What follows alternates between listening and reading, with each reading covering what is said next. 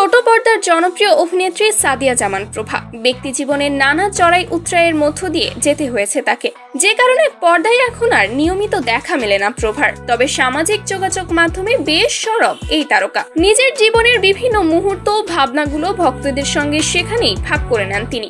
সম্প্রতি ইনস্টাগ্রামে বেশ কয়েকটি ছবি প্রকাশ করেছেন প্রভা, যেসব ছবির সঙ্গে জীবন নিয়ে নিজের উপলব্ধির কথা শেয়ার করেছেন অভিনেত্রী। প্রভার কথায়, আমার দিকের গল্প আর কখনো বলার প্রয়োজন হবে না, শুধু বলতে চাই যা ক্ষতি হওয়ার হয়েছে। জীবনে এসব হয়, আমাদের এখানে কিছুই করার থাকে না। সম্ভবত এটা বেশি গুরুত্বপূর্ণ।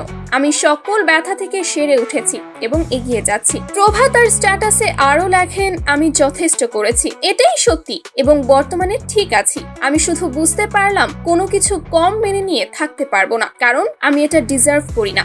সে কারণে আমি নিজেকে ভালো রাখার সুযোগ করে দিলাম, কাউকে চলে যেতে দিয়ে। এবার আমি আমার জয়টা নিশ্চিত করব।